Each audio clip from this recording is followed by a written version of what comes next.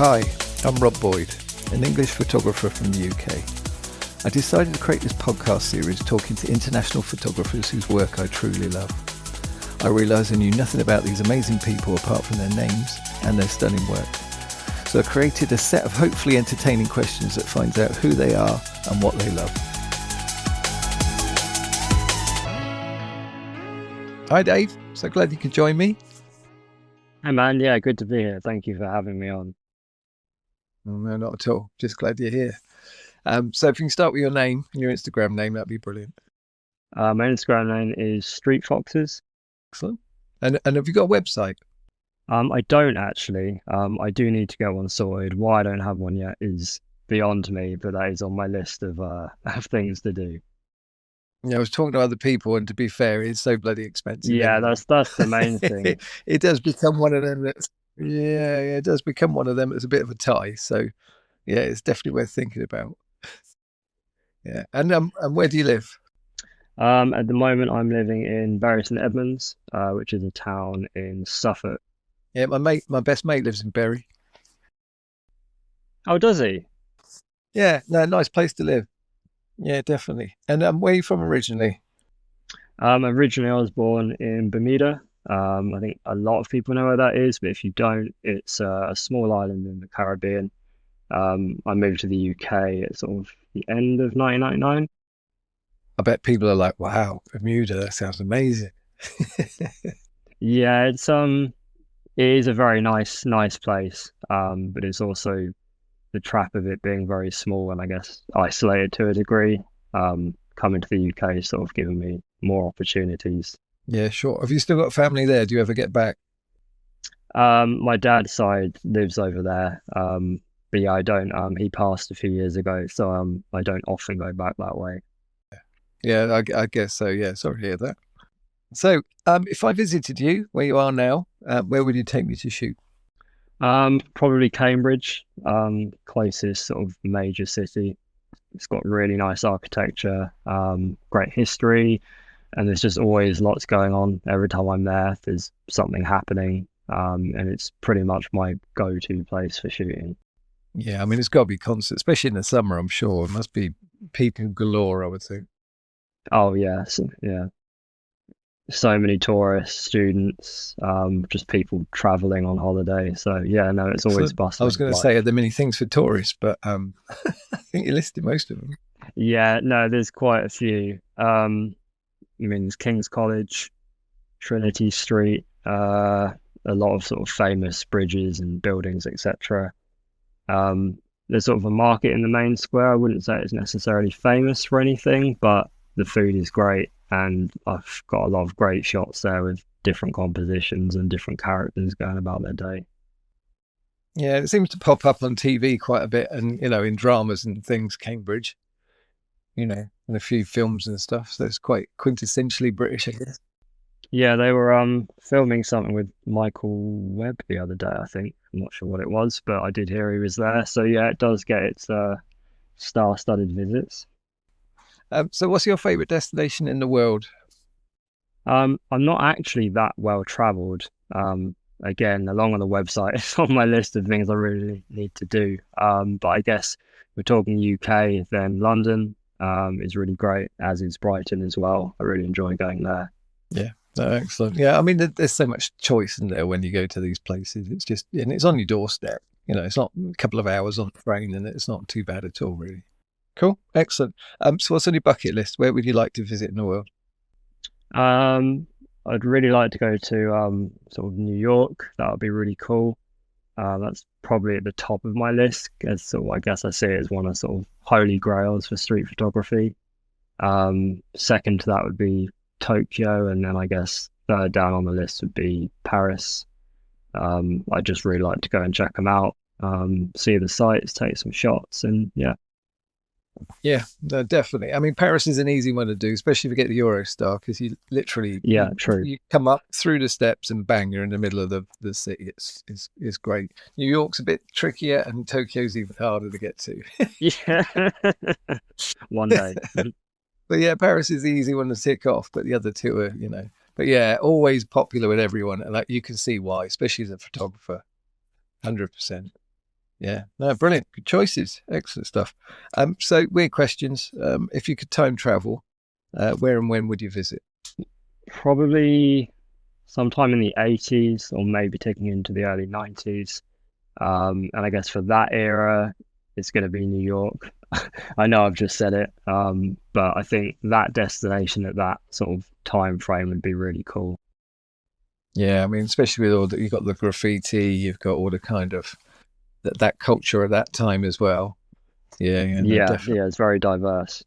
Yeah, yeah, cool, good answer. So if you could photograph anyone in history, who would you shoot?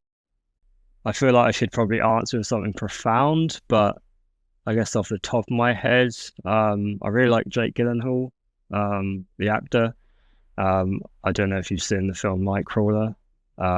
Such a good film, and I think maybe shooting him in that something themed along those lines would be really cool. With this sort of night dark vibes. Yeah, I just think that would be a really cool thing to do. Yeah, I think a talented family as well as Sister Maggie as well. I mean, they've done some incredible films, really well. Yes, yes. Incredible actors. So yeah, no, good choice. Yeah, absolutely, totally get that. So tell me a fun fact or a story about yourself. I'm a massive video game nerd. If I'm not shooting, I'm probably playing some kind of game console or another. That's my vice, I guess. Always has been since a kid. Way before I even picked up a camera. I was playing Game Boy and whatnot, and now I've just got far too many games and expensive gadgets. Yeah, have you gone to VR yet? Have you got VR headset? That's the only one I haven't dabbled in, just because I feel like the technology, although it is still really good, it's not quite there yet. But I think they're making leaps and bounds with it. So maybe when it's in a more stable place, I'd be up for Yeah. Oh, it's scary. I tell you, it scares the bejesus. it. You put that headset on, and you're in, like, I don't know, the Star Wars one, for instance. You got Darth Vader looking at you up to your nose, and then you're in a Jedi temple and you're looking around, and it's, oh man, it freaks you out. It makes your feet go from under you. It's really weird. But yeah, totally get that with the video game stuff. Yeah, definitely. And obviously each console gets more, advanced as you go and blows you away. So, yeah, no, excellent. Yeah, brilliant stuff. Good fact. So what's your favorite word? I know it's a weird one as well. Quite fond of the word rambunctious, which which means apparently uncontrollably exuberant or boisterous.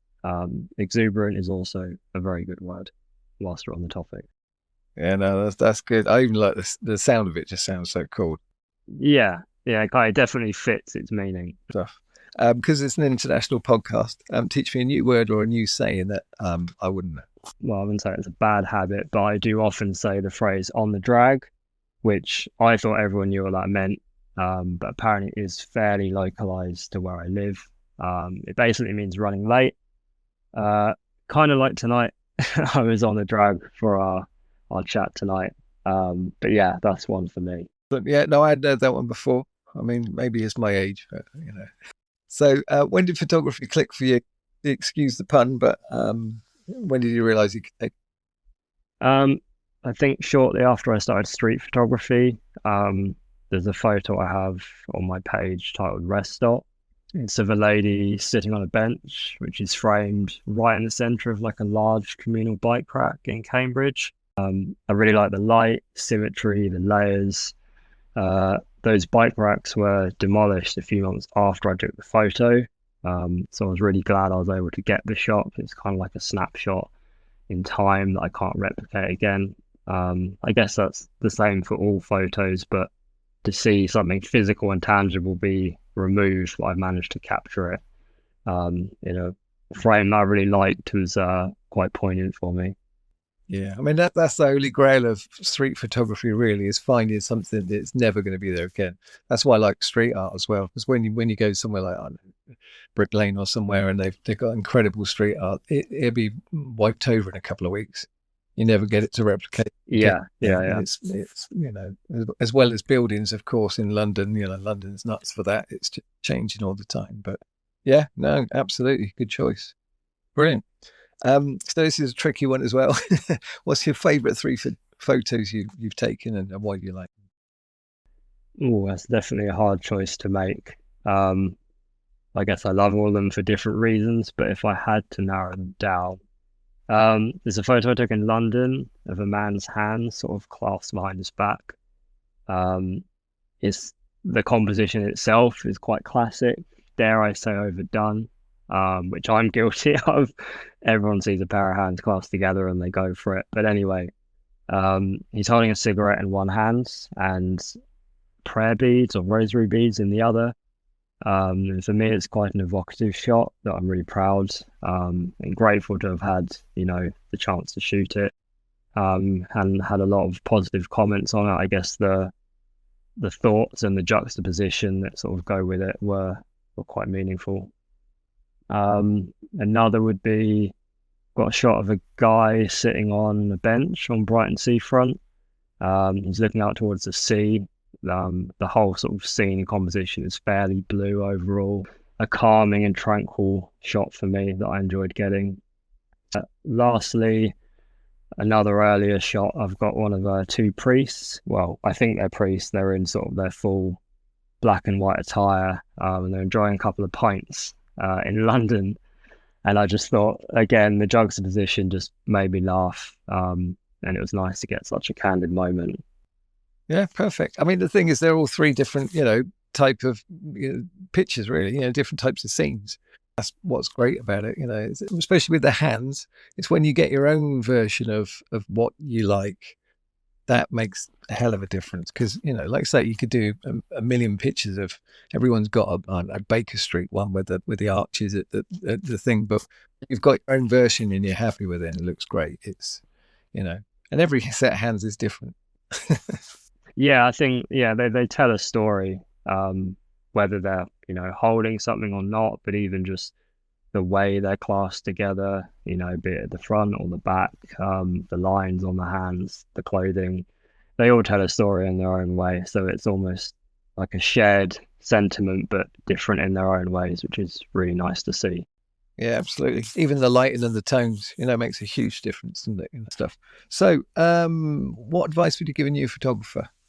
I'd say finding your own style, what you like and what you dislike, and just generally improving. It all takes time.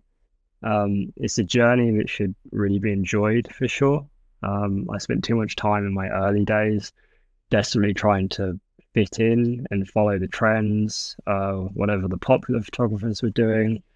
But I was sacrificing my own creative visions and ideas for the sake of what was cool or trendy on social media. If you look through my work, you'll see sort of exactly where I was following these trends earlier on and fell into that trap. But I then sort of eased off from it and started to carve my own path.